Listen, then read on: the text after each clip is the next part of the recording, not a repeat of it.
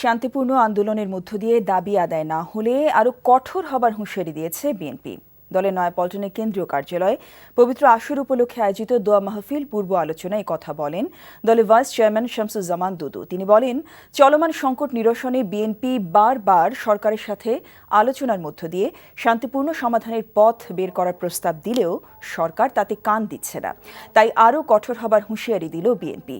পরে আশুরা উপলক্ষে দোয়ায় দেশ ও জাতির কল্যাণ কামনা করা হয়। আমরা অনুরোধ জানাচ্ছি, আবেদন জানাচ্ছি, কিন্তু সরকার যদি মনে করে অনুরোধ আবেদন দুর্বলতার লক্ষণ, যখন আঙুল ব্যাখ্যা করার প্রয়োজন পড়বে বিএনপির নেতাকর্মীরা ঝাঁপিয়ে পড়বে। এটাই শেষ কথা।